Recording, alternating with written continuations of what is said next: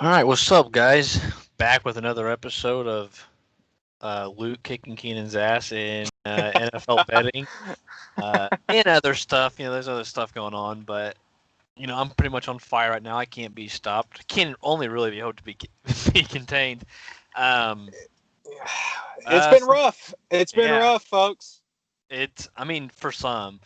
Uh, since we last talked to you guys, we've got uh, new World Series champion Los Angeles Dodgers. NFL season's been all over the place with, guys like Cam Newton falling off of a cliff after testing positive. The Cowboys and the entire NFC East is just an absolute shit show, Whoa, which is whoa, whoa, it's, whoa, it's it's whoa. fun to watch. It's just not necessarily good to watch. College football's back in full swing with the Big Ten taking off. We'll get to that in a little bit, but there's definitely some interesting moments from opening weekend. And then Pac-12 kicks off, I believe, next week, November 7th. They've got like a 9:30 local time kickoff for their in the morning for their first game. It's like a noon Eastern game out there, and I think it's UCLA's playing Arizona State, maybe. Interesting little dynamic to that one.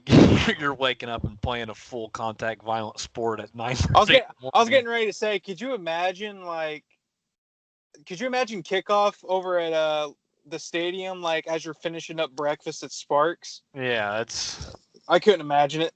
It'd be something like we used to play soccer games at like 10 in the morning, and that sucked. I can only imagine what it's like to play something like football, where it's a lot more. You have to be a lot more like in the zone, in the game to be Yeah, able to do it. So you're waking up at 4 in the morning to get ready. yeah, for your Like, pre like ritual and all that kind of shit, it doesn't sound fun in the slight. but but if you're having your pregame meal, it's probably like waffles and like pancakes and stuff. So I mean that's a plus. Yeah, I mean, if you don't want to throw up early, but yeah, I mean, I'm excited for the Pac-12. We talked about this a little bit yesterday off the show, but Pac-12 is kind of a dumpster fire this year. I think Oregon's the favorite, but they don't stand out a whole lot just because they lost their quarterback from last year, Justin Herbert. Their number one player on the roster right now, which Penny Sewell, number two player in the draft right now for me, left tackle. He opted out, which he had no reason to play. There's nothing to really prove. Best left tackle I've probably ever seen it in the draft process. But yeah, we'll get to more Pac-12 when we get there. But yeah, just basketball about to have the NBA draft. They just opened up some things. Pacers got their head coach. Draft visits start soon, so nothing really a whole lot to look into there. Baseball's over. Free agency probably starts soon. Baseball, I can't keep up because there's a million things always happening at once. You got this Rule 5 draft, whatever the hell that means. You've got winter meetings. Don't know how it's going to change this year. Dodgers are probably going to be loaded next year. Shocker, shocker. facts. But yeah, I mean, last weekend was kind of where it was at in terms of sports, right? I mean, Big Ten came back. Ohio State kicked ass. There was UFC card that was super exciting. Yep. I mean, how'd you spend your Saturday? Working actually. I worked. I did 10 A to 7 Central, or 10 A to 7 P. Thankfully, we were kind of slow, so low key, I was able to kind of watch some stuff on the side, keep track of some stuff. The thing that I was most looking forward to last weekend, Khabib versus Gaethje. We had talked about it last week on the show. I talked about it, I thought Justin Gaethje was the one to beat Khabib. No, that was not the case. That first round was interesting though. That first round, it was mostly stand up. I think Gaethje stuffed one or two takedowns in that first. He traded a lot of leg kicks, and he had said if he could land 4 to 5 leg kicks, the whole fight would change. He landed 4 to 5 leg kicks, and I think he was getting close. Khabib gets a takedown at the end of the first for 35 seconds. He's just on him. And one thing that I saw in that first that I had to see it on the second time. The first time I'm watching it, I really wasn't paying that close of attention. But I thought Gaethje was going to be a lot better on the ground than what he was. I mean, he's an All-American wrestler, all that good stuff, but he did not look like he had his jiu-jitsu transitions down because I just felt like Khabib was able to slice through him like butter. Into the first round, he had him in an arm bar. Couldn't get it fully extended. He ends the first round in that. Second round comes out. They trade for a little bit. Khabib was winning the stand-up exchange in round 2, gets the takedown, and then very shortly after gets the triangle for the submission victory. And the biggest news out of that fight is that he retired after the fight. Retires 29-0, lightweight champion. A lot of talk is whether or not he's the greatest fighter ever. And, you can make the case for it. Personally, I don't have him as my all-time best. You can certainly make the case for it, though. Hell of a career if this really is it. I thought he was going to stay for one more to try to fight GSP in April. It doesn't look like that's going to be the case, but holy cow. Did you get a chance to watch that fight? Funny story. So I was watching it. I bought the stream, Yeah. And I'm watching it, and I was like, I had it on my computer, and I was watching football on the TV, and there was something going on in football that was catching my attention. And then, so I heard a little bit of the first round, and then second round, my shit buffered, and I just missed it. I missed the ending. I refreshed my screen, and they were celebrating, and it was over, and I don't know. There goes that, So I just shut it off. It's unfortunate, but yeah. No, and it's interesting, right? Because 29-0, really the zero nowadays. Floyd Mayweather did combat sports a huge disservice in kind of an ironic way by putting so much emphasis on the zero, right? A lot of people think he's the greatest boxer ever. He's in my top 5. I don't have him as the best. I have Sugar Ray Robinson as my all-time best. But, Floyd's the best defensive fighter ever. You can certainly give him that. A guy made $20,000 for every punch he ever took. But one thing he always capitalized on was having that zero in his record. And Khabib, a lot of people are now saying he's the best because he never lost. And, I mean, that's certainly an argument, but for that to be your main criteria is just doing a lot of guys a lot of injustice. You know what I mean? Khabib, one thing I do give him, and I think a lot of people will give him regardless of how you feel about him, he's certainly the most dominant fighter ever. 29 fights. I think he completed 90-something rounds, if I'm correct. The guy officially lost 2. He lost the third round against Conor back in 2018, and he lost the first round to Justin Gaethje on 2 of the 3 scorecards on Saturday. No one else can say that. John Jones, the guys are. I mean, you can make a case he should have lost his last 3 fights. If Anthony Smith says he doesn't want to continue, he gets awarded the light heavyweight championship off the illegal shot that Jones threw in their fight. He lost on a scorecard against Thiago Santos, who was on one leg. And then the vast consensus is that he lost to Dominic Reyes back in February. So Jones, he's had 14 title defenses. Khabib had 3. You have a guy like Anderson Silva who fights this upcoming weekend. A lot of people say Prime Anderson Silva was the best fighter ever. The guy just he was so fluid. He could put everything together. At 2007 Anderson Silva, he was something else, man.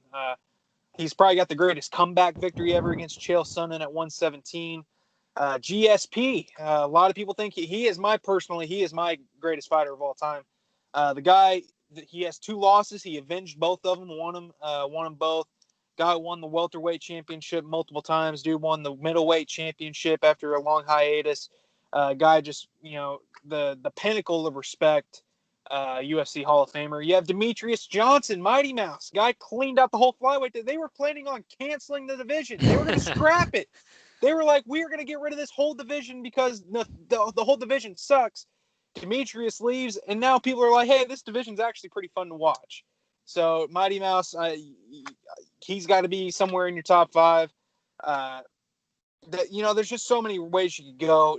The greatest of all time argument, especially in fighting, there's no good way to solve the argument, right? It's not like basketball where someone can go one-on-one for a short period of time, or football where you're lined up on different sides of the ball. Fighting, you can't put a guy who's 135 pounds and fight him against a guy who's 205 pounds. You just can't do it, right? There's just no physical way to do it. And so it's a mythical list. There's no way to solve it. the only thing that matters is how people interpret it. So Khabib, I'm glad to see he got his flowers, and so congratulations to him. Hell of a career, 29-0, retires as an undefeated lightweight champion of the world. Yeah, I mean, it's impressive. I mean, I would have retired too if you heard that I was coming out to fight, but whatever. I mean, I'm the guy for stepping back. Yeah, I wish I could have saw more of that fight, but yeah, and really, like, I didn't think he was going to win that fight. I mean, especially after I saw him on the scales on Friday. I don't know if you saw him on the scales. The guy looked depleted. The guy looked like he had trouble making 155. If you saw it, he asked for the towel immediately. And usually if you make the towel, it's pretty, or if you ask for the towel, that's indicative of a pretty hard weight cut. You wouldn't have thought that watching his performance on Saturday. The guy looked pretty sharp. A lot of people say this was probably his best performance. The guy's arguably got the best 3-fight stretch in the history of combat sports.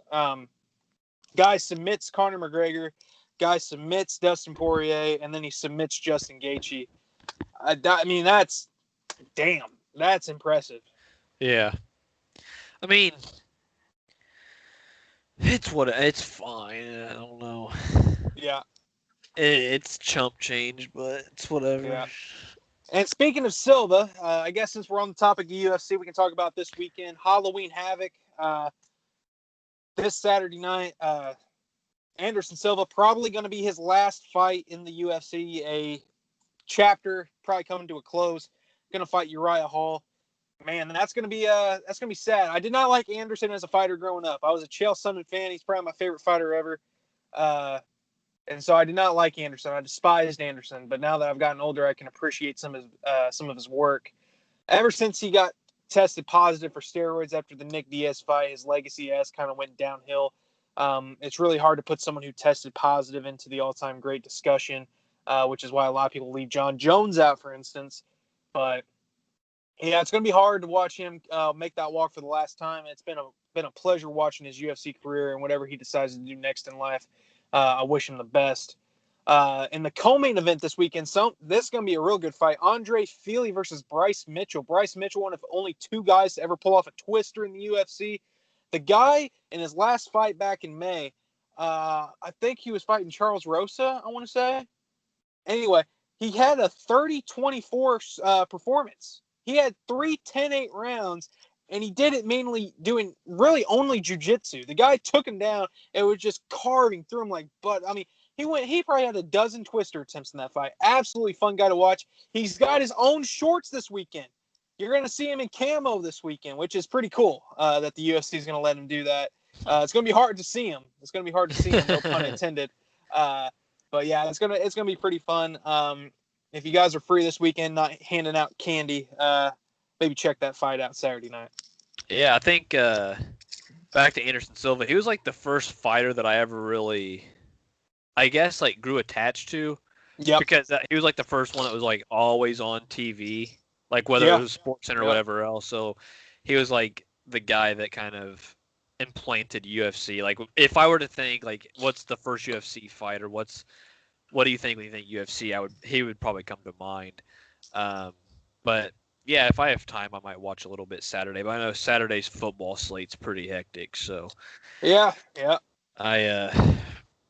I mean, I guess if we're gonna move that way, Ohio State last week looked rough early, right? Nebraska. Hey, I was feeling pretty good. I was feeling really good. Yeah, Nebraska had them tied at 14 in the second quarter, and then Nebraska did what they always do, and they choked. Ohio State rattles off like 30-something straight points and wins it easily. Justin Fields looks better than I even thought he was going to. I still think he's clearly in the number 2 quarterback discussion for the NFL draft next year. Whether you want to put Trey Lance up there or maybe a guy like Kyle Trask, you can. We got to pump the brakes on Zach Wilson out of BYU. Obviously, he's a fun player. I don't know if you've caught any of him. He's all over SportsCenter. I think he's going to win the Heisman. Fun player. I just don't see it from him yet. I don't see him as an NFL guy. He's very similar to Johnny Manziel in the way he plays, which is exciting. It's just not. I don't know if it's necessarily trans. But I can't think of his name. Justin Fields on fire against Nebraska. They go out this weekend. They travel to Penn State on Saturday night. What would be the best environment in college sports? We'll see how it changes now with everything going on, but that's going to be a fun game. Penn State's going to try to bounce back because you know us Hoosiers, baby. Now beat Penn State finally. It feels like for the past 6 years or so, Indiana's been right on the cusp of pulling off the big win. They were close against Michigan a few years ago. They were close to beating Ohio State when they had Xander Diamond at quarterback. Close to Penn State and Michigan State the last 2 years. And finally, they had Penn State on the ropes on Saturday. Had them. They were basically winning the whole game. It was like 20-13, 21-13, 20-13, something like that. Indiana's defense was playing lights out. They get gassed because the offense can't stay on the field for more than 3 plays. It felt like at any point in the game. Penn State scores, takes a 21-20 lead. It might have been 20-14. Penn State takes a 21-20 lead. Penn State gets the ball back, can on the clock out. They accidentally score a touchdown. They ran it into the end zone. Indiana's not going to complain. They get a shot down 8. Drive the length of the field in like a minute and a half. Score. Incredible drive from Michael Penix. Force overtime. Penn State scores in overtime right off the bat. Indiana's down 7. Got to score to win, or got to score to keep the game alive. They get the touchdown. Go for 2. Bold call. I hate it because in college football, if you get overtime, once you get to third overtime, you have to go for 2 points regardless. Indiana goes for it on the first attempt to try to just put the game away. Michael Penix rolls right, dives. Does he score? I don't know. The ball hit on the pylon, the end zone, all of it, all at the exact same time. It hit out of bounds. He fumbled it, but call on the field said he got it. They reviewed it for what felt like 15 minutes. I don't think it was that long, but they looked at it. Certainly did feel like it. They couldn't find a clear angle. It was as perfectly placed of a ball as you could get if you're trying to make sure that they can't make a call on it. And Indiana gets to win 36-35. Huge win for their program. I think that's going to help them with recruiting, just finally being on the map. Puts them in the top 25 for the first time in a while. They were number 24 to end last season. Now they're number 17. Haven't been that high in what feels like forever. They go on the road to Rutgers this week. They can make a bit of a run. And it's funny because you said, they had trouble winning the big one. And it felt like all the other schools around our area, they had the big one. I mean, Purdue beat Ohio State at home a couple years ago. Notre Dame's obviously been good here in our state. Cincinnati, nearby team, they've been all right. It felt like Indiana is just like, always just so close. And yeah, redheaded stepchild almost. They get Tom Allen, he was a defensive coordinator, I believe, at Wabash, late 2000s, I believe. He's been around Indiana forever. He coached high school around here. Done a great job recruiting. They got their first big-time recruit this last year. They got a 4-star receiver out of Detroit, biggest recruit they've ever gotten. Now they're on the hook. They're looking at a couple 4- and 5-star guys from Florida, which they've been recruiting really well. They got Tywan Mullen on their roster. His little brother's a 4- or 5-star recruit who's been offered by Indiana. So if they keep balling, they can make a run in the Big Ten. Now their schedule gets pretty tough here soon. I think they play Rutgers this week, who just beat the life out of Michigan State on the road to Michigan State. And then Indiana's got Michigan State, and Ohio State in a 3-week span after this one. So it's going to get tougher before it gets easier. But if they can win a couple of those and kind of put their name out there, they can really do themselves favors for now and in the future. So it's exciting. The rest of the country, outside of Alabama, Ohio State, and Clemson, I don't know who's going to compete for the college football playoff because there's not a clear-cut number 4 team. Notre Dame, people are going to say that they deserve a shot. They're probably going to get Clemson now without Trevor Lawrence, who just tested positive. And I still don't have full confidence that Notre Dame wins that game against DJ Ukulele. Or I don't have to say Ukulele. So Notre Dame just beat Louisville 12-7, and Louisville's not a good team. We'll see what. I mean, I just don't have a lot of faith in Notre Dame's offense to keep things going against tough defenses if they ever get to play one, because Lord knows the ACC can't do anything. The SEC hasn't been anywhere near what we're used to. LSU fell off a cliff, but they lose half their coaching staff and lineup from last year. Auburn hasn't looked great. South Carolina's been up and down. Florida's up and down. Alabama's only kind of staple there, which is nothing new. Pac-12 hasn't played yet. I don't think they're going to qualify for the college football playoff. I could be wrong, but I don't know how theirs is going to shape up, only playing 7 regular season games. That one's interesting because let's say Oregon comes out and it's just high-flying, fast-paced, high-octane offense. Let's say they're putting up 55 a game. I don't know if they will or not, but let's just say they do. Let's say they just obliterate everybody, have an average, winning margin of 25 or whatever. They go 7-0 easy. You're telling me they're not going to make an exception for them? I don't know. I don't know how it's going to work because obviously we haven't seen this before, but everybody having a different number of games is weird because I believe the SEC is playing 10 games, the ACC is playing 10, the Big Ten's playing 8, and the Pac-12 is playing 7. Yeah. I'm just saying. I mean, if you get down to the nitty gritty, and Oregon has just been lighting the West Coast on fire, and they make a little bit of noise. I think it's gonna be really hard to deny them a chance at the playoff. Yeah. Now, of course, strength of schedule because Pac-12 isn't great, but I was gonna say, I mean, if everyone in that conference takes a loss, the whole discussion's over. No one in the Pac-12 is making it. But and really, even if Oregon goes undefeated, they got to be just whipping the brakes off of all these cats in order to have a legitimate gripe. Because I can't. Let's just say that. Let's say Notre Dame beats Clemson. I think you're going to be real hard pressed to put an undefeated PAC champ in there or an undefeated Pac-12 champ in there over a one-loss Clemson team that lost to another team in the playoff without their quarterback. You know what I mean? Yeah. So, I mean, it's going to be, a lot of things got to go right for Oregon. One probably being Clemson needs to beat Notre Dame. And I don't know. Oregon's the one who could throw a monkey wrench in there, though.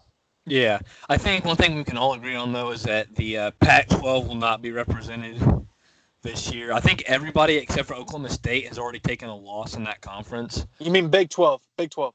Well, yeah. What did I say? Pac-12. Oh, yeah. Well, yeah. Big 12 is not making it. Texas, not it. Sam Ehlinger, not it.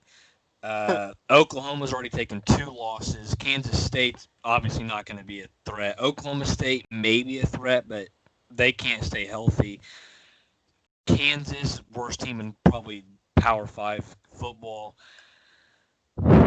Iowa State, don't trust them. They already have a loss anyway. I mean, it's just the Big 12 is a dumpster.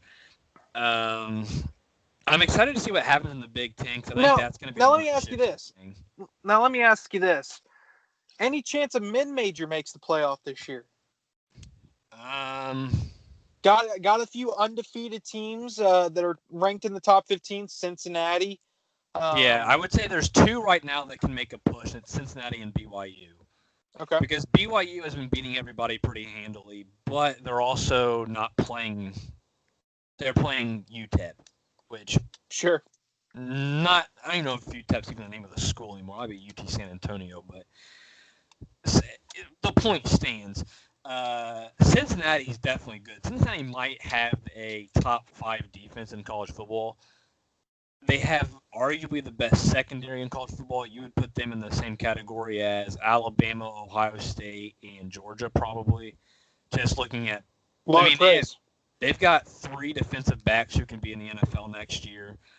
Their quarterback, Desmond Ridder, is one of the most exciting players in football. He'll rush for 150 and throw for 250 on you if you're not careful. So Cincinnati's tough if they can keep it going. I know that they just beat the brakes off of SMU last week, who's been pretty good this year on their own standard. So, And SMU was ranked last week. I think they were number 17? 16 or 17, yeah. Yeah, so, yeah. I mean, Cincinnati's tough. We'll see. I don't know who they have coming up. I know they'll have to probably get by Memphis. And because ever since that the college playoff football started, I mean, you had a team like Houston years ago that had a chance to make it. They lost in their conference title game. You had UCF, who they claimed that they had a gripe at the title. It's really tough, right? Because you can only play who's on your schedule. You can't you can only do what's asked of you.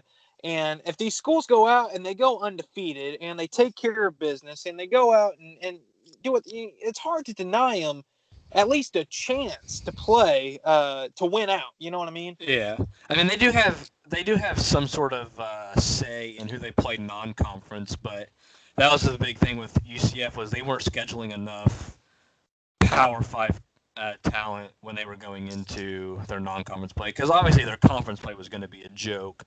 Yeah, You're going to get, I don't even know who's in their conference.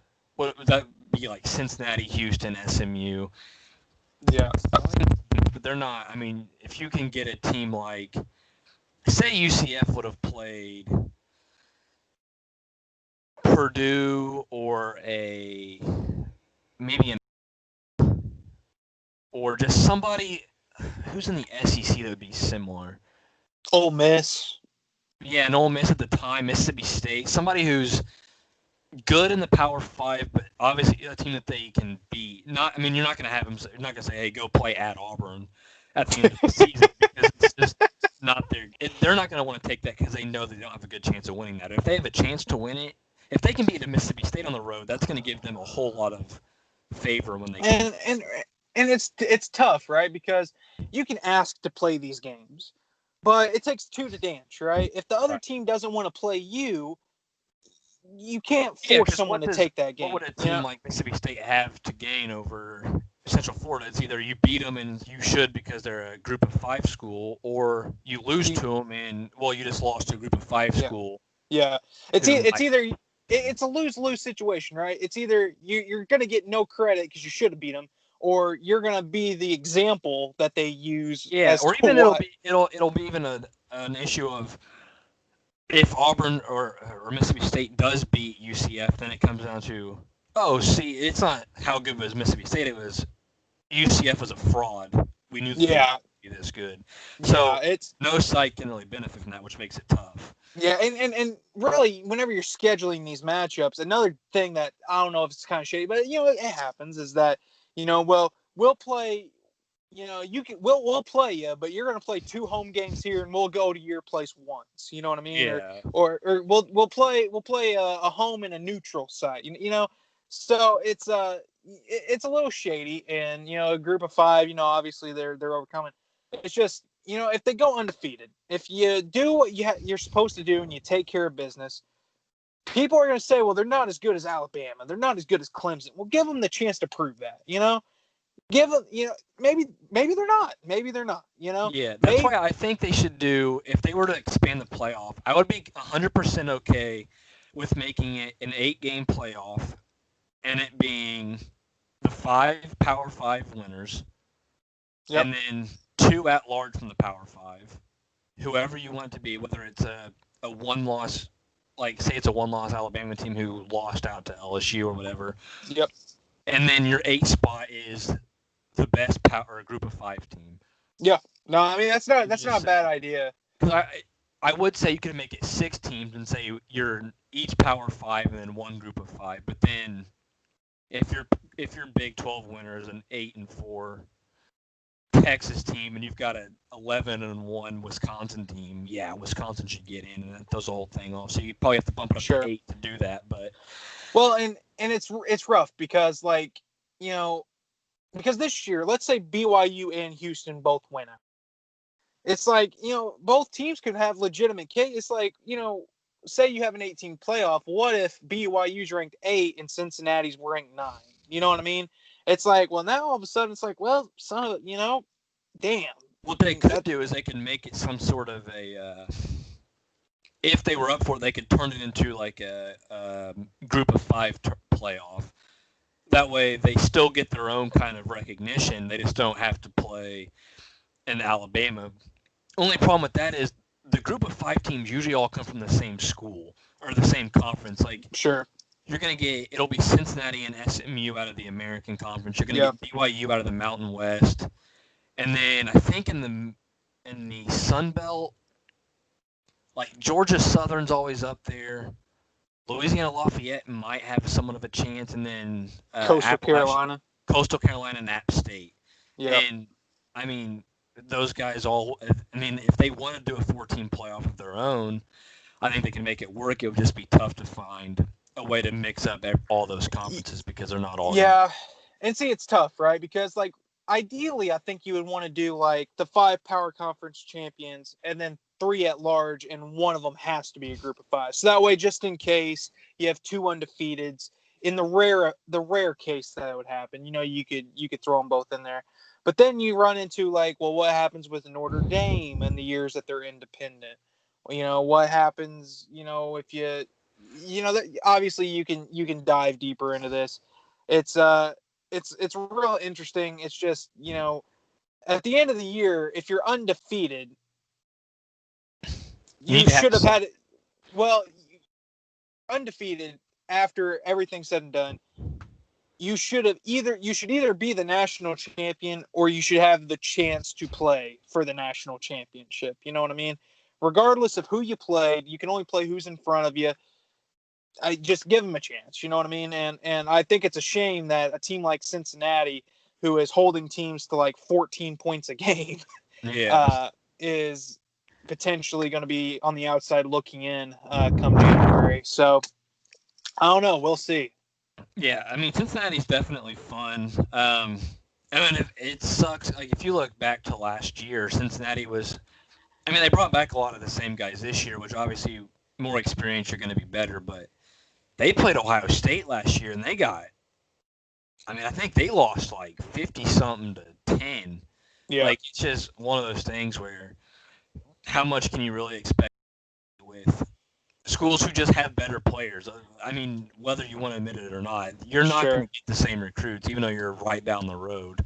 Sure, and I mean, and it's tough, right? Because like the year that UCF beat, what was it, in the Peach Bowl or whatever, everyone was like, oh well, Auburn beat Alabama, who won the title, so UFC, they got a claim to the throne. It's like, okay, but the players in Auburn, half of them elected out. And then the other half weren't motivated, so it's hard to judge those games. You know what I mean? Because Auburn, I can't put any sort of faith on a bowl game that's not in the playoff or maybe a Rose Bowl.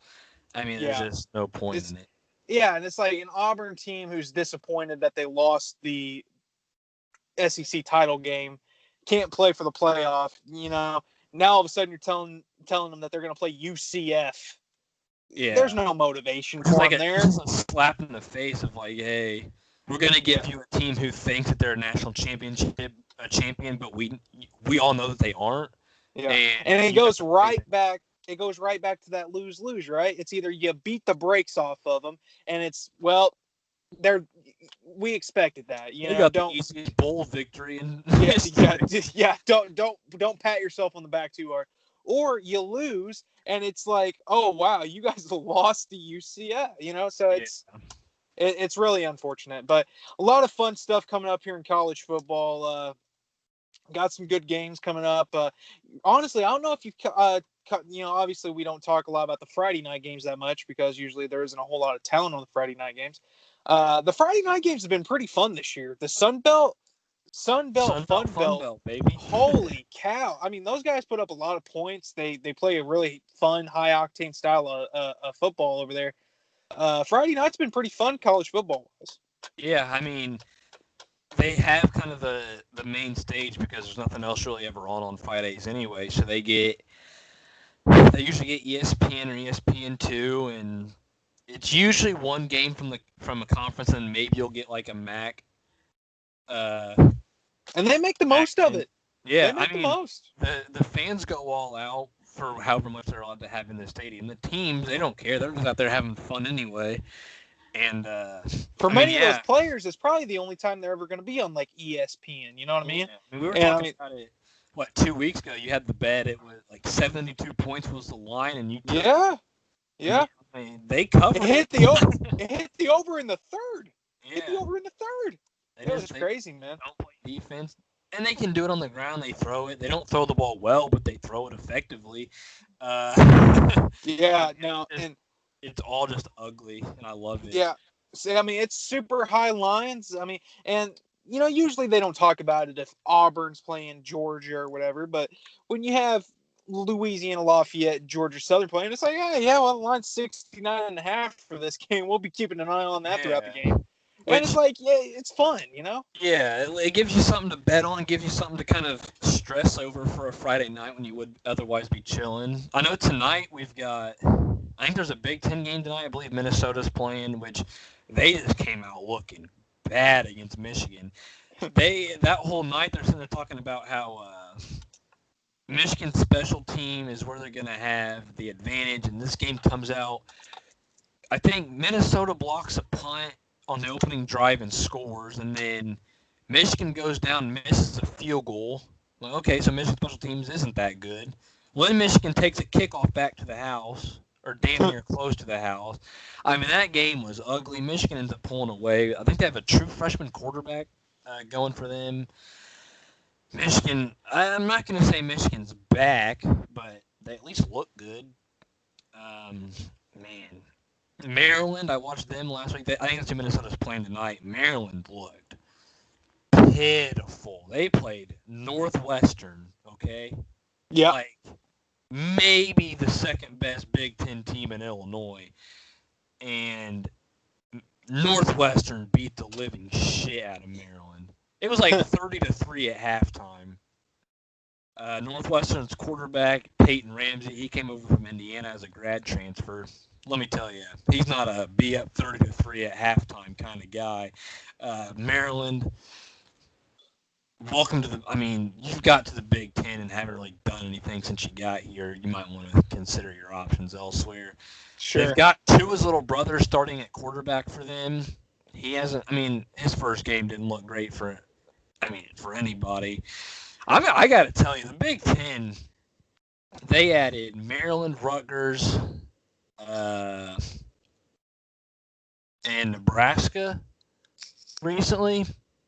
Those might be the three worst football schools in the Big Ten right now. Absolutely disgusting. They're not good at basketball either. Maryland's okay at basketball, but damn, man. Just an absolute shit show. Maybe get some better schools in there. We'll trade all three of them for Notre Dame. I don't care. Give us somebody some credibility. But yeah, I mean, that's about all I got. I mean, Wisconsin was finally looking good, finally got a quarterback, but now he's out for 3 weeks with he tested positive. Big Ten's making him sit out for 21 days regardless of when he tests negative. I don't know what to expect when he comes back, which I guess will bring me to my next point in the NFL. These guys who have tested positive have not looked good coming back. Yep. Ezekiel Elliott tested positive this offseason, and he's been okay, and that's not what you expected from. I mean, he's got like 6 fumbles this year. He cost his team an interception last week, just dropped it. He's not running the ball super well. He's getting yards, but it's all kind of they're just handing him the ball every play because they don't have any other choice. Cam Newton tested positive middle of the season. He went from MVP candidate to almost got benched for Jarrett Stidham in the span of like 3 weeks after he tested positive. Yeah, it's funny because me and you had more fantasy points than he did last week. Yeah, it's impressive. Guy had negative points. Yeah, no, it's interesting. You know, I don't know if it's coincidental, kind of cause and effect, but something to keep your eye on as we move forward. It could be because he just wasn't playing. He kind of lost some of his sharpness, just a little bit rusty coming back. It could have been. It could have more wear and tear on the body than we thought. But yeah, Cam Newton especially is one that's really intriguing just because of how quickly he fell off.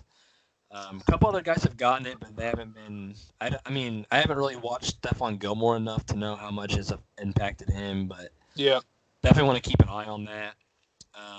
But Yeah, I mean, hey, it's NFL time. Let's do it. We got Sundays coming up. We're late, so last night we didn't get to make our picks on here. We put them on Twitter.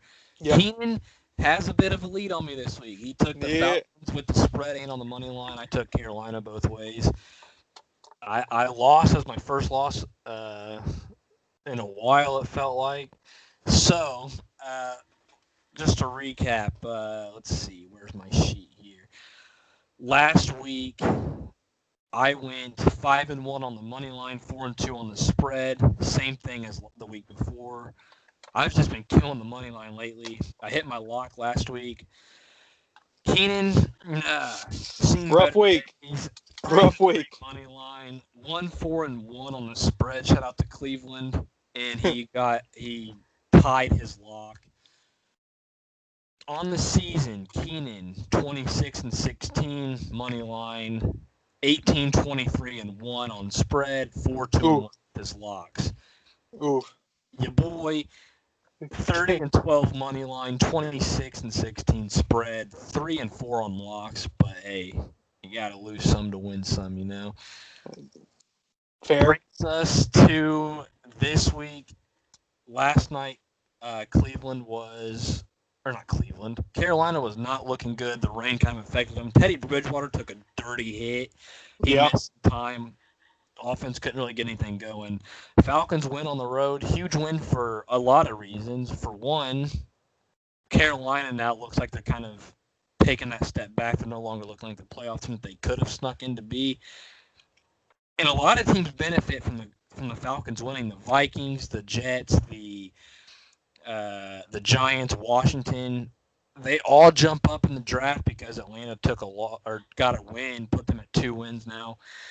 Hey, Justin Fields going to look good in that purple and gold next year. Yeah, last night was definitely an ugly game. That's why I hate Thursday night football. I don't think I've hit I've only hit 2. I've hit 1 Thursday night football game in the last 4 weeks. So, hasn't been great. I think last night was the first Thursday night game to go under in a while, if I recall correctly. Probably. I feel like they've all went over here as of late. Yeah, I mean, Thursday night football is always just kind of an absolute mess.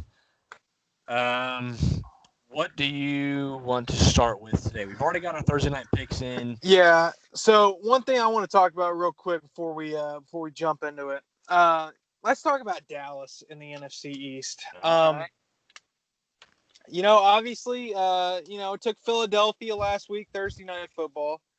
They looked great. They looked awesome, right? And I think Philadelphia is slowly becoming Mr. Thursday nights. You know what I mean? It feels like every time they're on Thursday, they win. And, hopefully maybe they should just play all their games on Thursday. Fast forward, though, to Sunday. Dallas and Washington. Goodness gracious. Could Dallas... I mean, Dallas, the season's over, right? They're not winning that division. I assume so. They're not winning that division. No, I mean, we'll have to see it. We don't know how long Ben DiNucci's going to be at quarterback, but that shouldn't be any sort of indicator because we don't even know, is he better than Andy Dalton? I sure as shit hope so for his sake. But, I mean, Andy Dalton got absolutely murdered last week, and he's not this week. Pretty dirty hit is that as well. Yeah, I mean, it was as late, as dirty as it comes. DiNucci, I think, is a rookie out of James Madison. Hey. What do you want me to say? There's nothing to be had. I mean, the Cowboys are having the best fantasy football wide receiver core you can imagine. You got Amari Cooper, Michael Gallup, CeeDee Lamb, all out here dominating because they've got a good quarterback. That comes away, and they combined for like 12 points across last week. Yeah. And I think Lamb and Gallup combined for 0.1. So, Just Yeah. ugly. Their offense is falling apart. Defense is non-existent. Washington is not a good team in the slightest, and they beat the piss out of them. I mean, and it's really Dallas just looked like they had so much trouble moving the ball even before Andy Dalton's injury last week. Yeah. Dallas, I mean, they went from they should have won that division probably by 4 or 5 games, if we're being quite honest, to now it looks like they may finish the season 3-13. I mean, that, I mean, Dak Prescott's value is going through the roof, and he's not even playing. I know. He has to earn himself Pat Mahomes money by not playing, which is almost impressive. Yeah, I mean, who would have thought that? I mean, granted, Dallas's defense has just been atrocious this year. I mean, Washington's had trouble putting points up this year anyway, and they put up 25 on Dallas, and that was the least they'd given up all year, you know? Yeah. And Dallas, they look bad. They put up 6 points in the last 2 weeks. Yeah, I mean, I don't even know what you say. I mean, surely the Eagles have to be prohibitive favorites to win that division now, right? I mean, they're 2-4-1, and everyone else in that division is 2-5 or worse. 6-9-1 is probably going to win that division, don't you think? I would have to imagine it at least gets you close, if not put you in it. I mean, the Giants have a shot, and they're like the Giants honestly should be leading that division. The Giants should be 3-4. They should have beat Dallas the week that Dak got injured, and they should have beat Philly last week. So they should be. What are the Giants? 1-5.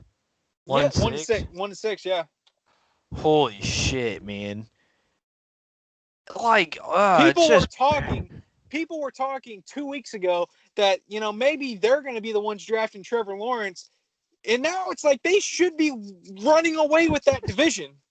I mean, it's bad. We used to the NFC West in 2008, I believe. Yeah. It was bad. This is immensely worse. Last place in the NFC West has a 2.5 lead on first place in the NFC East. It's kind of impressive if you think about it. I mean, Jesus, man, And so, we have this discussion every week, mostly because I'm an Eagles fan, but we're going to have it one more time this week. Carson Wentz, what are we doing with him? Okay. He looks terrible for 3.5 quarters. Yeah. And then you get him to the last possession, and the guy looks like Superman out there, making plays when it matters, putting the ball where it counts, making the right decisions. I mean, do they just get it. We talked about this last week. The Eagles this year have played to the level of their competition. I mean, they took Baltimore to the wire. They beat San Francisco. They stayed relatively close with Pittsburgh, but then they blow a 17-point lead to Washington. They should have lost to New York. What else am I forgetting here? They tie with Cincinnati. What is going on? I mean, Carson Wentz, the guy, someone told me this, and I forget who it was, and I want to give him credit. But I forget who it is now.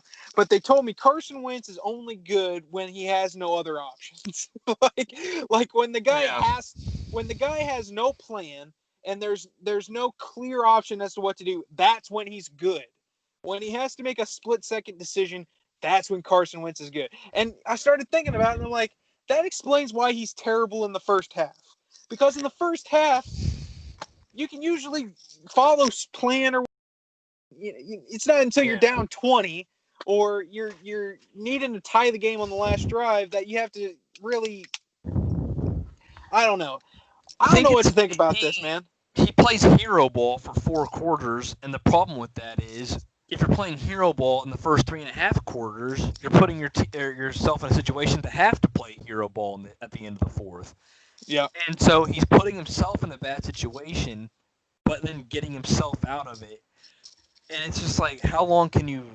And really, that's not going to get any better, right? Because Miles Sanders is injured. Boston Scott, I mean, granted, he looked good against the Giants, but let's keep it a buck here. It's the Giants, so let's not get too excited here. That is true. I mean, we've talked about how the Eagles should win every game. Just control the clock, right? Well, they're not going to do that. Carson Wentz, ever since the knee injury, he hasn't been as mobile of a quarterback. But it's like the guy doesn't have many receivers. I mean, Deshaun Jackson comes back for 2.5 quarters last week before going back on the IR. Which, who saw that coming? Yeah, again, off the air, I got a text, and it said until he blows his hamstring. Well, it wasn't his hamstring, but the result was the same, back on the IR. And so, again, you have Travis Fulgham, you have Greg Ward Jr., a bunch of guys who probably doesn't make the 52-man roster on pretty much any other team outside of the NFC East. I don't know. Like, I'll get into it here in a little bit whenever we make our picks, but I guess that's a little bit of foreshadowing for some of you folks. I don't know, man. That whole division is just a dumpster fire. So I guess without further ado, let's get into the rest of our picks this week. We've already made our Thursday night picks. I took Atlanta plus 1.5. You took Carolina minus 2.5. Obviously, Atlanta goes on wins last night. Let's go ahead and let's start with Monday night. Monday night, Tampa Bay is on the road. I forget who they're playing again. We just had this conversation. Yeah, I know. They're playing the Giants. Okay, yeah, New York. They're playing the Giants. So, and this falls this perfect time with the NFC East. So, Tampa Bay, as of this afternoon, they are minus 12. They're favorites. The over/under is 44. What line did you end up getting for that game? I got Tampa Bay when they were 10.5 point favorites on I think it was Wednesday morning. Well, who do you got winning that game? I got Tampa Bay. I got them covering. I got them winning it pretty easily. It would have been a little bit different if they didn't absolutely manhandle the Raiders last week. But Tom Brady looked like vintage Tom. I mean, his arm is still there, and it's still there in too.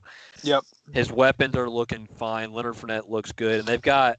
If you ask me who's the best defensive football, I'm telling you the Buccaneers 10 times out of 10 right now. They got guys everywhere. They got a good pass rush. They've got Devin White is on the verge. I think I tweeted about this on Sunday. He's on the verge of being the best linebacker in football. It's him and Bobby Wagner and Fred Warner right now. 3 good cornerbacks who all know how to play the ball. Antoine Winfield Jr. is one of the best young safeties in football already. Chance to win Defensive Rookie of the Year. They're just a fun team. I think they can beat pretty much anybody. The Giants are obviously not that good. Facts. I have Tampa Bay winning this one, I believe, 34-13. Just absolutely dominant. Just let them kick their ass and move on with our weeks. So, I got this one at minus 12. I am also going to take Tampa Bay to cover. I've got it 30-14. I got this one pushing at 44. So this one's interesting. So obviously New York's defense isn't great. They're banged up. Their offense is banged up. I find it hard that they're going to put up enough points to beat Tampa Bay. And I find it hard that Tampa Bay isn't going to have that many opportunities to score. You know what I mean? I think Tampa Bay is going to control the time of possession. I think they're going to move the ball pretty easily. It's just going to be a matter of whether or not the Giants keep them to field goal attempts or touchdowns.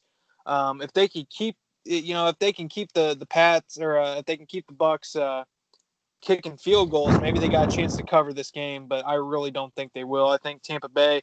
I think they're going to get out to a pretty healthy lead, and I think they're going to put this one away pretty comfortably. Like I said, 30-14 Tampa Bay covers. Yeah. I mean, that game, the spread's pretty scary, but I still think it's pretty reasonable to take Tampa Bay just because they can put a game away late. They can always have that late cover. Yeah. And, I mean, that 12.5 or whatever might be scary now. Wait till you guys see this Jets-Chiefs line. I don't think either of us picked this game, probably for the line itself. Yeah. The Chiefs, I don't know what it's at right now, but they opened up as 19.5-point favorites against the That's what it Jets. was this afternoon when I checked. I Was mean, minus Le'Veon 19 and a Bell's half. probably going to run for 9 touchdowns himself just to get back at Adam Gase, but And I had thought about taking it, but I was like, man, that's whew, 3 touchdowns. That's a bold pick.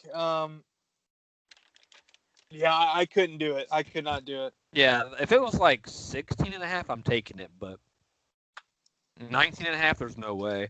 Yeah. Let's see. We both have what other games did we both pick? We both took the game with Tua's making his first start down in Miami. Yep. So Dolphins this one, playing the Rams. Yeah, Rams are on the road. They're minus 3.5 point favorites. Myself, I took Los Angeles in this game. I think Los Angeles is, I don't know. It's hard to tell because I don't know if Tua is going to come out and they're going to look great. Obviously, whenever a quarterback first starts up, you don't have much tape on him. Don't know what to expect. Maybe Tua comes out and really blows the doors off of him. Los Angeles, though, they're in a, I think they're a couple games behind Seattle. They're in the NFC West. I think every team in that division's over 500. Every team in that division has a solid chance of making the playoffs. If you're Los Angeles, this is a game you have to win. If you're looking up and down your schedule and you're trying to point out games that aren't necessarily gimmies, but are ones that you probably should win comfortably, this is one you have scheduled on your game. You have a rookie quarterback making his first NFL start. You have, maybe Miami, their locker room, maybe they're a little upset Fitzpatrick ain't starting. You never know how that locker room's going to respond to Tua. Right. If you're Los Angeles, I think this is one you have to win. I've got Los Angeles winning pretty comfortably. I've got this one 30-17. I think this one goes over, which is 46. I'll be very surprised if Miami covers this one. Yeah. I've got the Rams at -4. What's my score here? I've got the Rams winning 27-20. I think their defense is going to make it scary for Tua just because you've got Aaron Donald coming up. I mean, the Dolphins' offensive line is not good, and Aaron Donald's is the best talent you're going to face in the interior in the next decade. So it's probably that's going to force Tua to get the ball out too quick. Jalen Ramsey's on the outside. That's going to shut down one of your receivers right there anyway. I think the Dolphins can make a push late to try to make it look like it was a good game. I think the Rams win it easily though. Their offense hasn't been as explosive the last few weeks. I know they got kind of limited by Chicago this last week, but I mean their ability to just run the ball to get it. They can run the ball with receivers, with tight ends. They dump it off. They do little gimmicky throws here and there. They get the ball to Gerald Everett in space. Robert Woods is one of the most underrated guys in the league. They just have way too many weapons to account for, and I think they're going to hit their stride at some point this season, and whether that is this weekend or not, we'll see. But it's going to be too much. Yeah, and it's going to be fun to see. It's going to be the first time in a while, I think, that we have a left-handed quarterback in the league. Don't know how much that's going to affect everything. Maybe it'll be a different look for the Rams. Maybe Miami can help capitalize on that. Personally, I don't see it happening, but we'll see what happens. Did we pick any other games? New Orleans, I believe we have. New Orleans, game, right? all right. Yeah, Saints play the Bears, I believe, right? Yep. Saints, on the road. Bears. Yep. I've got Saints -4.5, like you mentioned, on the road. This one, again, I think this is one that I've got New Orleans winning 28-20 over 43.5. The Bears, we don't know exactly who they are, right? They're 5-2, but they might be the worst 5-2 team I can remember. Yeah. They were going into Monday night as a 5-1 team.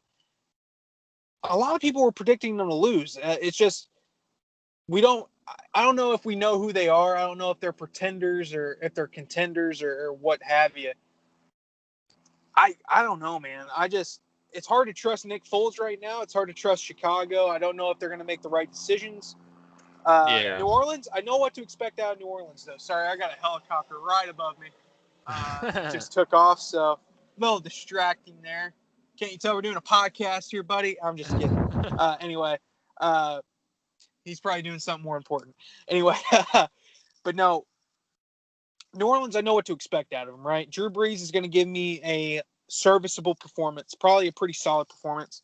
I don't know if Michael Thomas is going to play in this game. I don't think that's going to matter that much. No, I don't think so either. I think Alvin Kamara, if he can get to running the ball, I think this could be a very long day for that Chicago defense.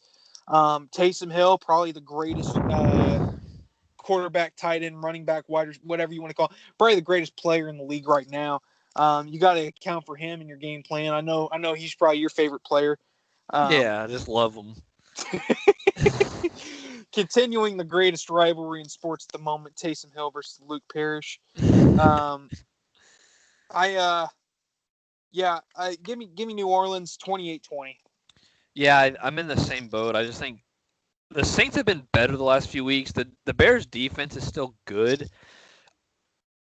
They might want to go back to Trubisky, which is never something you want to say.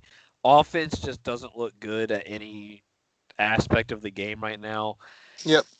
The Saints have Kamara, and that's kind of what you need. They got Latavius Murray. It's supposed to be cold and rainy, I believe, in Chicago on Sunday.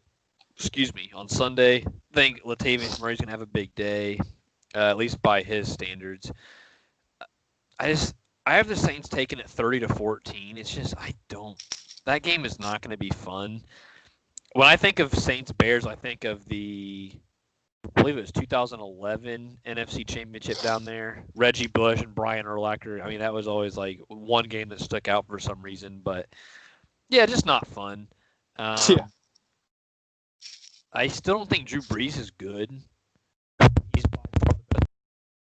Not the best quarterback in that stadium. Jameis Winston's the best quarterback in that stadium on Sunday. He's the best quarterback on the field, probably. Yeah, it's just Saints defense hasn't been great, but they're getting a little bit better. The Bears are just bad all around. I've watched the Bears twice this season, and I watched them get 3 points against the Colts, and I watched them struggle to get 10 points against the Rams. They are just not good. And it's tough, right? Because it's like Breeze, whether he's lost a few miles per hour on his fastball or, whether or not he's a step behind what he used to be or whatever, the guy is still pretty consistent. You know what I mean? You know what to expect out of the guy. And you're telling me Latavius Murray and Alvin Kamara is going to go up against Chicago, and Chicago's got Devin Montgomery and whatever. I think the Saints got the pieces to get it done. I don't see where, let's say the Saints score 28 points or 30 points or whatever. I just don't see where Chicago's getting 30 points. You know what I mean? Right. I don't see him doing anything even close. Yeah, at the end of the day, it's just I don't think that I think Chicago is going to have to score 4 touchdowns in order to have a chance, and I just don't see where they're getting 4 touchdowns at. Right. I think that game is definitely one that I'm not going to try to watch. There's just something about that game that I could see the Bears winning it like 40-3. That's the stupid part. It's like something so dumb could happen. But I mean, if Taysom Hill can go out there and get 7 touchdowns, that'd be swell. So. Yep. Man, that game. Tell you what, there better be something else on that I can watch. I don't think we had any more together. So we got 2 more. We got 1 in our lock. Who was your 5th game? So my 5th game, we're going to go Sunday, the 3:25 slot. Pretty big game out in the NFC West. I've got Seattle -3 at home against San Francisco. This one should be a really good game. Seattle took their first loss of the season in overtime against Arizona last week. Seattle probably should have won that game. They were leading throughout most of regulation. Seattle, some people still think they're, maybe the best team in the NFL right now. I don't know if that's necessarily accurate with Pittsburgh being undefeated and Tennessee looking the way they have. I think Seattle is good enough to bounce back and take this game at home, though. I think with this being a divisional game, both teams are going to come out and they're going to come out and they're going to try to put up a lot of points. I don't see where San Francisco is going to be able to do so. Seattle's been able to come out and put up 30 plus pretty consistently throughout the years. Yeah, San Francisco, they've Philadelphia, they've struggled against other teams. I've got Seattle winning this one 33-23. I've got this one going over. Yeah, I just trust Seattle more than what I do, and I think they're going to bounce back coming off of that loss. Yeah, I don't know. That's the way I feel about it. I think I'm not sold on San Francisco yet. I still don't see a whole lot in Jimmy Garoppolo. Their defense is good. Their run game's all right. There's just something about them that kind of puts them off for me. Seattle's still really good. They should have won that Arizona game so many different times. But hey, DK Metcalf with a hell of a play. Chasing down Buda Baker, Buda Baker's been on fire too for Arizona, but I avoided that game just because I thought Seattle was going to win by a field goal, and that 3 points was right there, so I didn't want to lean too far one way. I'm going to take Cleveland by, I think, 2.5 over the Raiders. Interesting. Raiders looked bad at the end of the Tampa Bay game. I still don't like Derek Carr. The Browns, Baker Mayfield had in the first quarter against the Bengals. He was 0 for 5 with a pick. He finished the game 22 for 23 in the final 3 quarters with 5 touchdown passes. So, I mean, hey, Baker's Baker. You're going to get the good or you're going to get the bad. The Browns just happened to get both in one game. They lost Odell Beckham, but their offense kind of got a spark after that. Not to say that Odell's not good or anything like that, but maybe it just kind of opened things up for Baker a little bit instead of having to try to force the ball one way or another. Donovan Peoples-Jones broke out for Cleveland in that one. Their tight ends all stepped up. I think they had 3 touchdown passes to tight ends that game, even with Austin Hooper being out. Browns defense is still okay. They're still getting there. They're just really young and unexperienced all over the place. A lot of new guys in and out. 2.5 points against the Raiders, who I don't think are very good. Only thing that gives me a little bit of positive is Henry Ruggs, because if he can get by the defense once, that game's completely different. I mean, because then you have to worry about it. You have to overextend for it. Then it opens up Josh Jacobs and Darren Waller underneath. So we'll see what happens. I just think Cleveland's a really good 5-2 football team, and people might discredit it because they squeaked by Cincinnati. Cincinnati's a really good 1-win team. So, I mean, say what you want. Joe Burrow's not putting up rookie numbers. This dude's throwing for like 400 yards a game, and his team just can't help him in the slightest. Just give me Cleveland. But who are you putting all your chips on this week? My lock of the week? Who is your El Loco? Well, if you guys were paying attention earlier in the show, this is where we foreshadow to Sunday Night Football, Lincoln Financial Field, Dallas on the road against Philadelphia. What can I say? If you haven't paid attention, Philadelphia is going to whip the brake. They're going to beat the brakes off of Dallas. They're going to whip that candy ass. They're going to lay the smack down. Whatever euphemism, metaphor, saying you want to put in here, this one's a wrap, folks. Dallas, I think their season officially dies Sunday night. They win this game, maybe you can rally the troops and say, well, see, we've got divisional wins over New York and Philadelphia. We still got a chance here, guys. That's not going to happen. It's not going to happen. Dallas is bad.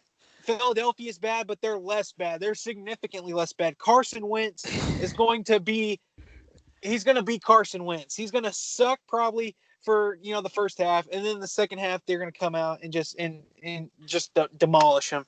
I've got this one 38-21. This is my lock of the week. Philadelphia -9. I'm surprised the line is that high considering how bad Philadelphia is. I can see Dallas winning this one outright. I don't think that's going to be the case. I think this one's going to be a pretty easy over. Dallas has had trouble giving up less than 30 this year. Philadelphia is not a good football team. However, they can put up points. If Boston Scott can get the ground game going just a little bit, if he can open up Travis Fulgham and Greg Ward, I'm saying that like they're dangerous receivers. Heads up, they're not. I'm saying it like they're no.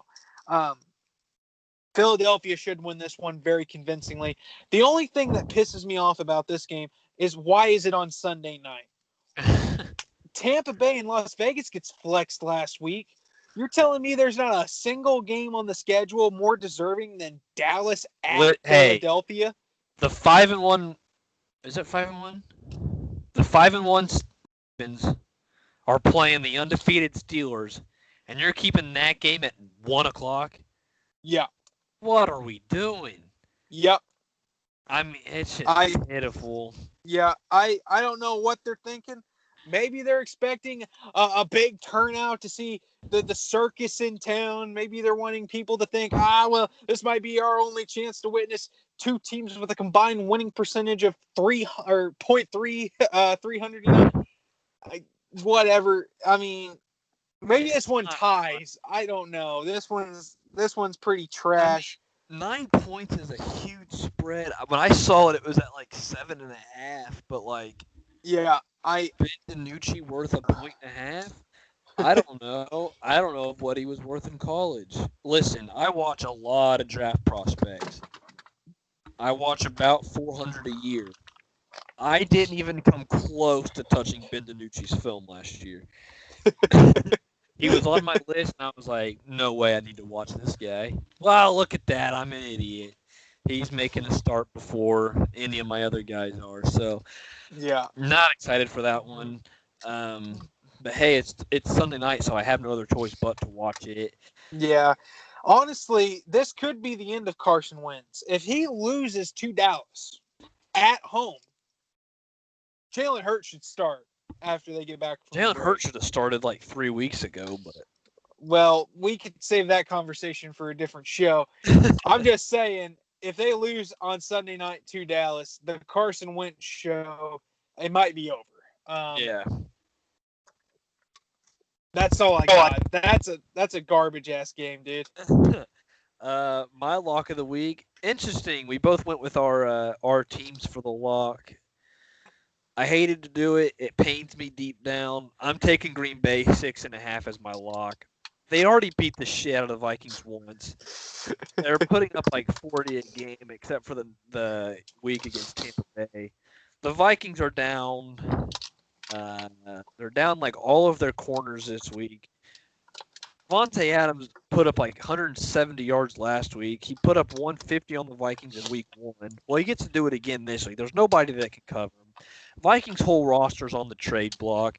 They just traded Yannick Ngakoue. Kirk Cousins is ass. Dalvin Cook might play. He might not. He'll probably get out early because he can't stay healthy. Offensive line's a joke. Packers only being 6.5 at home when they just beat the Vikings by 9 on the road. Disrespectful. Aaron Rodgers is going to come kick our ass. They're going to win. I've got the Packers winning this one pretty handily. 38-24. Just, God, man. I finally have to root for Green Bay as much as it pains me. But hey, sometimes you just gotta suck it up and try to earn something out of it. But I wanna ask you. Yeah.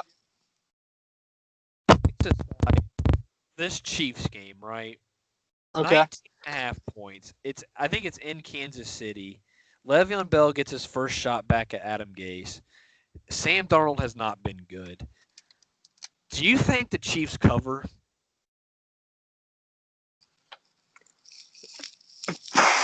Dude, 19.5 points is just absurd. I I think it's a disrespectful line because if I say they can cover, boy, you're really saying something disrespectful about the Jets there, aren't you? But if you say the Jets can cover, then boy, you're really just shitting all over the Chiefs. Yeah, So and like I think the Jets, if the Jets cover, it's going to be one of those. They're down like 30, and they just start getting all this garbage time. But I have the Chiefs taking it 41-13, and that's 28 points. I think Le'Veon Bell rushes for like 150. I think they finally give Clyde Edwards-Helaire a little bit of a rest. oh man, that's so tough. The Jets are so bad, and the Chiefs. I honestly could see them covering by the end of the first quarter. I could see the game being 21-0 by the end of the first. Yeah, I mean, keep in mind the Jets just held the Bills to 8 field goal attempts, and they still got beat by 2 scores. Oh man, that's so tough. You know what? Life's too short to bet the under. I'm going to say the Chiefs cover. I like it. Man, that's so bad. That's so bad. I don't. It's tough to find a line. I mean, you don't even see lines like that in college a whole lot. No. I mean, you do, but not against evenly matched teams. But then again, you'll see like Clemson was like 40-something point favorites last week. Now, when does Adam Gase lose his job? This week he's not getting fired because he's not expected to keep it within 20 points, obviously, of the Chiefs. He has a job in week 3. I don't know if he does this year. If he makes it through the year, if he is on their payroll come March, the Jets have to just blow up the franchise. There is no way you can let this dude even have a glimpse into what they're doing on draft night. Listen, we all know if they get the number 1 pick, they're taking Trevor Lawrence. You tell him if he comes out. You tell Adam Gase you're taking Justin Fields, and then you're firing him immediately. And then when he's like, oh, well, they're going to get Justin Fields, and he goes elsewhere to lose more games. I mean, why is he there, man? They finally started giving the ball to LaMichael Pirine last week, and holy shit, he had a good game. He was their best runner consistently. And they got 70% of the snaps out of the backfield, and holy shit, they competed. They lost by 8 points. Yeah. I think they covered last week. Let's go out here and give the ball to goddamn Frank Gore 38 times while we're down 40 points to the Broncos, who's not a good team. Hey, Frank Gore's legit, man. Put some respect on his name. Okay, we're going to go out here and lose to Brett Rippon, but by golly, if we're going to throw Joe Flacco out there, then Sam Darnold's hurt, and we have James Morgan, a rookie with a shit ton of arm talent. We're just going to waste it because we want Joe Flacco and Frank Gore running the ball for our team like it's goddamn 2012. Super Bowl talent there, buddy. Hey, those two guys did match up in 2012 in the Super Bowl. They were old then. Shit was 8 years ago.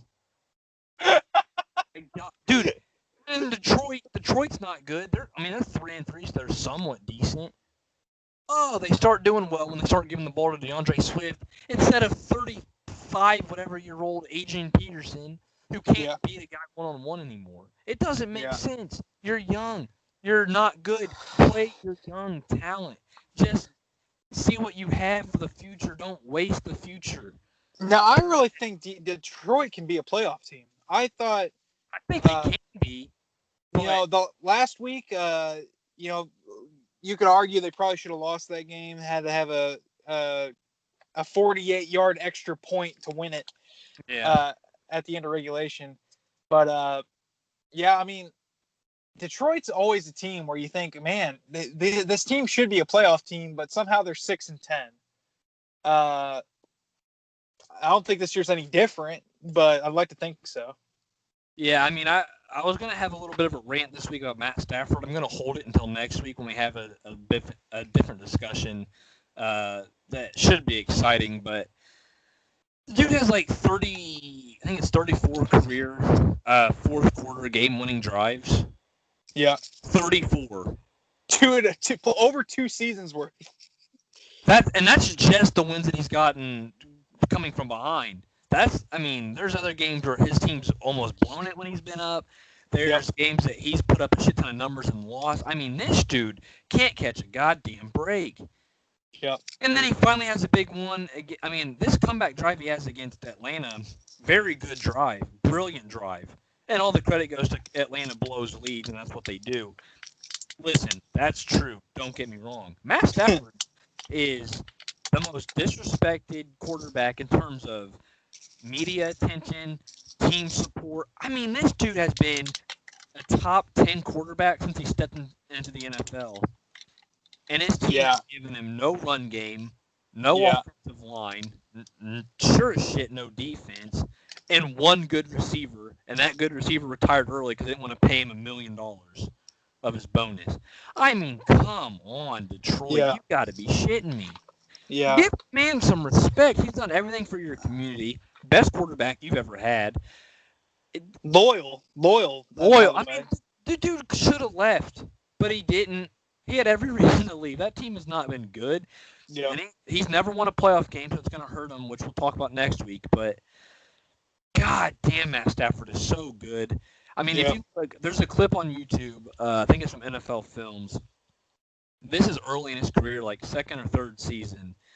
He separates his throwing shoulder on the final drive of the game against Cleveland. And you see, I mean, he gets hit, he goes down, he's screaming, his arm's all jacked, right? And he's I can't, my arm, He goes out there and still leads him to a game winner. Still throws a game-winning touchdown pass. I think he might have hurtled into the end zone on a QB sneak. The dude has it, and the Lions just don't. And I hate it because the Vikings always have to play Stafford, and you know he's just going to dice you up every week. Yeah. You just have to sit there and take it, and then hopefully your offense can score because this dude's going to put up record-breaking numbers, and he's not going to even win a playoff game in his career, which is insane. Dude is the Jacob DeGrom of football. Yeah, I mean, that's pretty close. I mean, I think he's only played one playoff game in 10 years, something like that.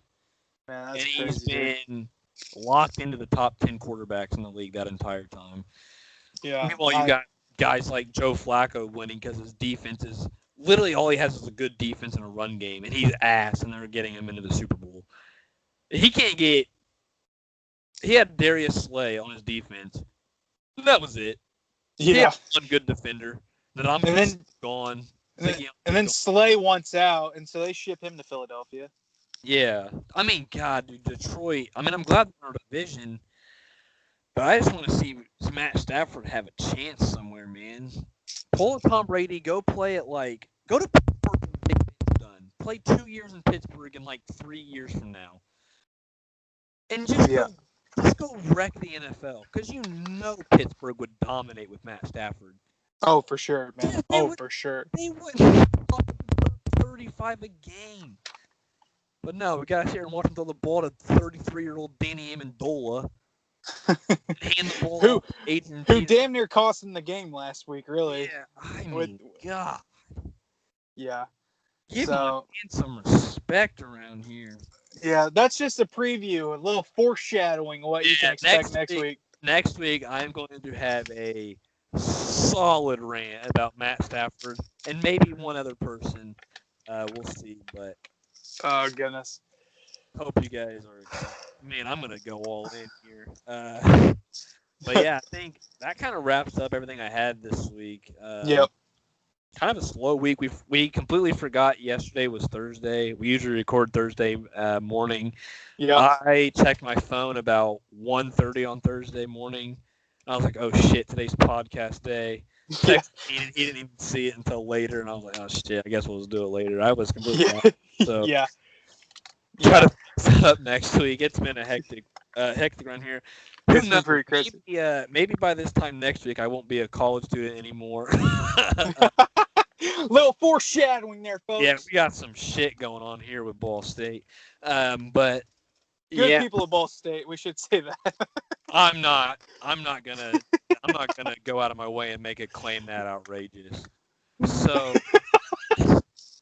I'm not even kidding. Honestly, I got. Oh goodness.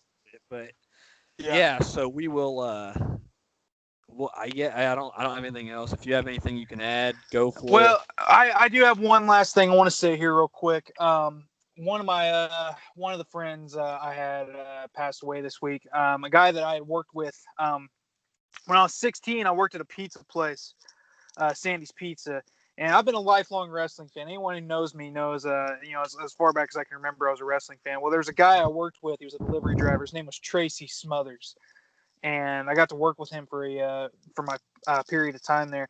Guy was a former ECW, WCW Tag Team Champion, had the U.S. Match of the Year against the Midnight Express in 1990 at the Great American Bash. The guy won the Smoky Mountain Wrestling World Title a few times. Guy wrestled Triple H in the Garden back in '96. It was an absolute pleasure to work with that guy. He found out shortly after I started working there that I was a wrestling fan. We kind of clicked, and whether I had seen him at a show or here in the area or got to work with him, one thing he always asked me, how's your dad doing? Because he knew my dad was a wrestling fan too. And guy was probably one of the kindest souls I'd ever met. Guy was always willing to talk to me, always had fun with me.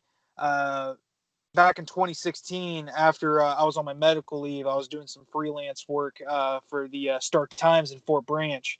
I was doing stuff to kind of pass the time as I was home recovering, and he gave me an hour-long interview, kind of detailing his career and some of the guys involved on the WrestleMania card that year. And the guy was just always great. Anytime I was ever around him, he always made time to talk to me, and never brushed me off, never said a bad word about me, and always had a lot of great stories.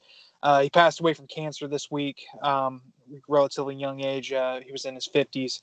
Got to see a lot of guys from around the world give him his flowers this week on social media, and I just kind of wanted to do the same. I wanted to say, Tracy, thank you. I feel like I'm a better man for having known you. I didn't have a chance to talk to him for the last few years. I was up at school, and on the weekends I didn't have time to come and make shows down here in the area, and so it had been a while since I talked to him. But Tracy, you'll be missed, and just know we're all thinking about you down here. They always say, he always said he was a thug, right? And thug was an acronym. He said T is for terrible, H is for hell, U is for ugly, and G is for gel. Because a thug can't spell. He was a great guy. I remember he had a story. I watched him at an independent show here in Fort Branch, and he had said something. He was on the mic and he was cutting a promo, and he had said something. He was like, "If I hear Tracy sucks one more time, everybody dies." It's just a hilarious guy. Guy was awesome. I'm gonna miss him. Rest in peace, Tracy. We're all gonna miss you. So I just wanted to throw that out there. That's all I got today. You got anything else? No, I don't think. I think I've kind of hit all my points. It's been a slow week in sports for me. Wrapped up in school for maybe the next 24 hours, and then we got voting this weekend. Go vote. Yeah, do that. Exercise your right, folks. Early votes. Got vote. I think voting's on Tuesday, so yeah. Exercise your right. Go vote. It'll be my first time voting. I didn't vote first time around just because I was uninformed. Probably should have, but I mean, live and you learn. I'll vote this time, and then maybe this time next week we might have some good news. I can hope so. Yeah. Certain people don't understand things off the record here, but we will try to catch you guys next week. I don't know who plays next Thursday, but hopefully it's a good game that we can talk about, because I'm getting real tired of these shitty Thursday night games. So I understand that. Then again, I don't want to see a good team waste their season playing a Thursday night game on short rest and losing somebody. So maybe it is. Hey, listen, I just came up with something. New idea. Thursday night football is exclusively the Jets and the Jaguars every week. I don't care if they're playing each other 8 times. Well, that wouldn't be fair. Whoever they're playing, I'm not sitting here. I'm not going to watch the Chiefs play the Chargers on Thursday Night Football when I can watch the Jets and the Jaguars, who have nothing to play for, go out there and just bash their brains in the rain. Go for Facts. it. Just Facts. have yourself a goddamn field day. God. Oh Honestly, goodness. they got to get rid of Thursday Night Football, and they got to get rid of turf. If there's one thing you take away from watching the NFL, it's only play on grass. Don't play on artificial turf. That shit eats up your knees. Yeah. But yeah, that's about all I got. Yeah. Same. That's Same. my end point here. So. Oh goodness. Well, guys, thanks for tuning in this week. Hopefully, we'll be back on Thursday, and hopefully, it's a 6-0 week for your boy. It won't be. Hell yeah. But yeah, we'll see. So, thank you guys for tuning in, and we'll see y'all next time. All right. Yes, sir. Peace out, guys. We will be back next week around the same time.